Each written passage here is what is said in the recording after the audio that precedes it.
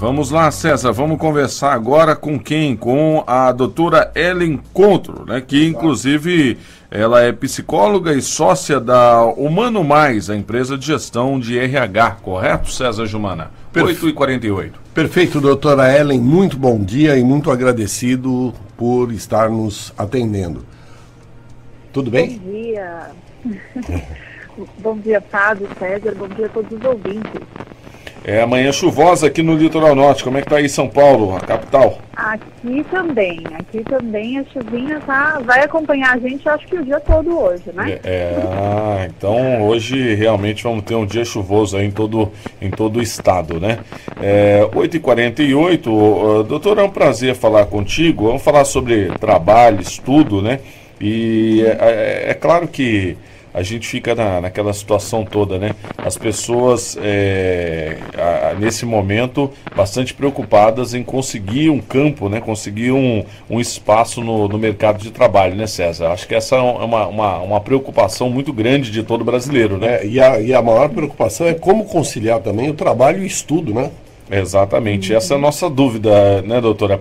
A principal delas, né, para quem realmente estuda e já tem um trabalho ou até mesmo busca um trabalho, como fazer como conciliar, né, como desvincular um do outro, essas duas situações? Sim, e a gente tem um agravante aí, né, que é a situação realmente da pandemia, né? Então, enfim, há uma taxa muito grande de universitários que trabalham, né, ou de pessoas que trabalham e mantêm aí uma atividade educacional. Sempre existiu, mas nesse momento a gente tem justamente um agravante que é a pandemia, né? E por que eu digo um agravante? Porque a gente está no mesmo ambiente, né? A gente acorda, vive a dinâmica da família, vive a dinâmica do trabalho, vive a dinâmica dos estudos, né, da universidade, da escola, enfim, tudo no mesmo ambiente. E isso, de fato, acaba aí gerando algumas questões que antes a gente não precisava se preocupar. E aí, para isso, existem, sim, uma série de questões que a gente precisa pensar, né? Eu acho que, no primeiro momento, tentar ao máximo organizar uma rotina em que você consiga fazer as atividades do trabalho, mas na hora em que você estiver nas atividades educacionais, você realmente estar com a cabeça nas atividades educacionais, né? E para isso, como é que a gente faz essa separação de modo efetivo? Bom, é fazer um bom planejamento. Então, por exemplo, se eu saio do meu trabalho às 18 horas e às 19 eu tenho que entrar na minha atividade educacional, essa 1 hora é muito importante que eu tenha algum tipo de preparação, de cuidado comigo mesmo, tempo para mim. Nós temos algumas necessidades, por exemplo, a necessidade de descanso, a necessidade de distração é uma necessidade também, às vezes a gente acha que não, mas é uma necessidade. Então, o que eu posso fazer por mim nessa 1 hora para que daqui um pouco eu entre bem, inteiro, focado, concentrado para a minha atividade educacional? Né? Então, é entender quais são as necessidades principais que eu tenho, de tomar água, de ter uma distração, então ver um pouquinho de Netflix, enfim, né? Se for lá o teu hobby, ou ficar um pouquinho nas redes sociais. É um momento que você precisa usar para você. Né? Ter um momento de divagação. Tem gente que acha que não precisa descansar o cérebro, mas descansar o cérebro é muito importante para que eu me coloque produtivo em qualquer uma das minhas atividades, né? Logo depois.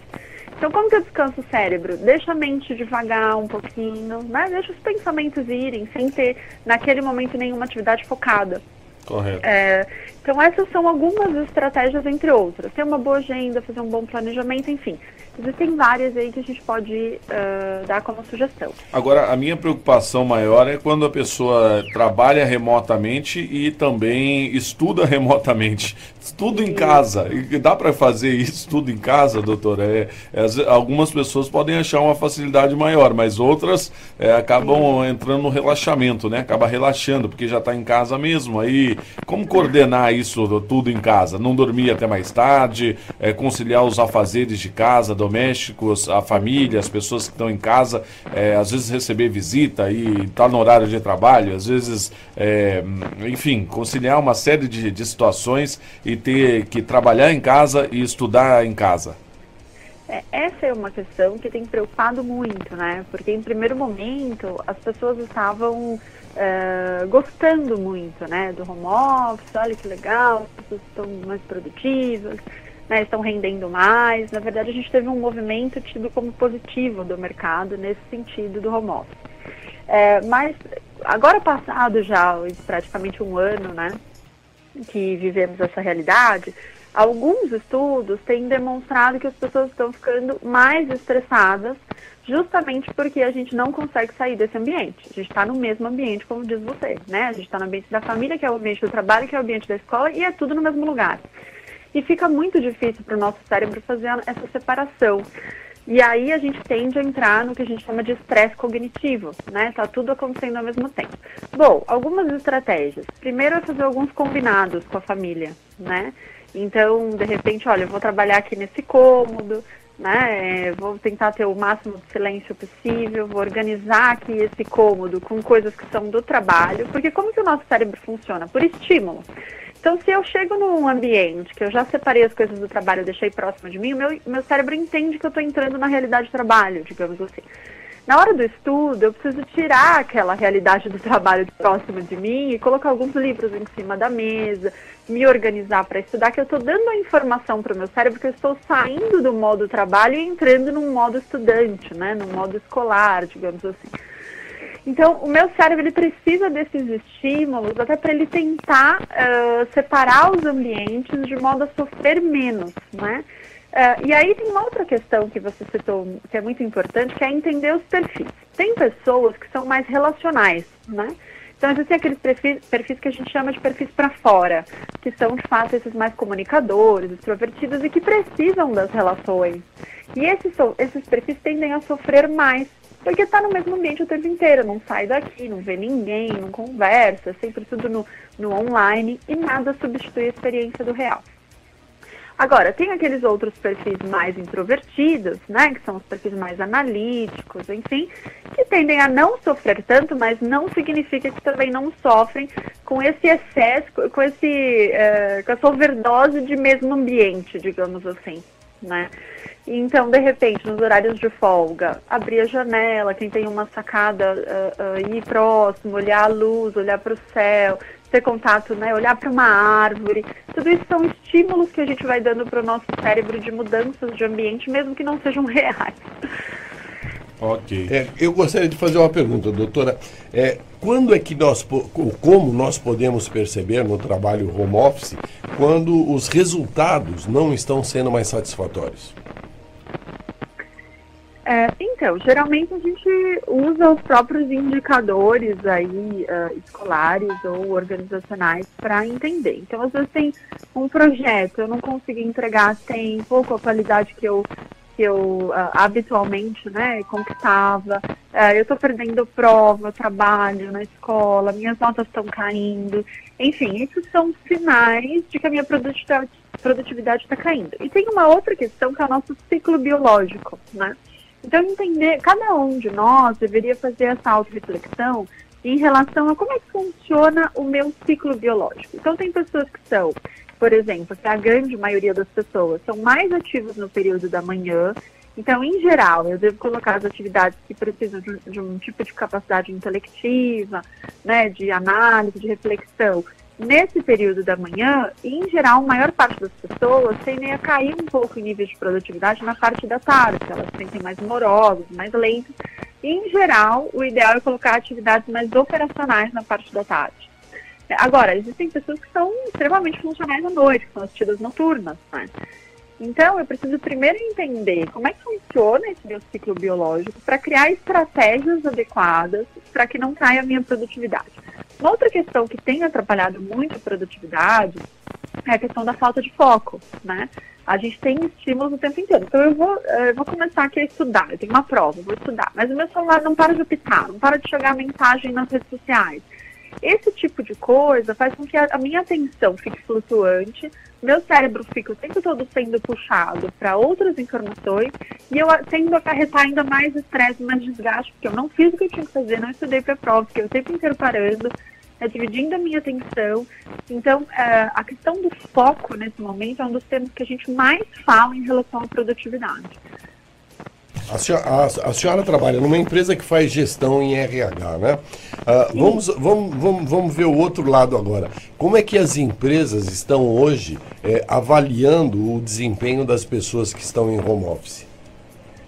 Então, a gente tem percebido algumas mudanças, né, em relação ao processo de avaliação.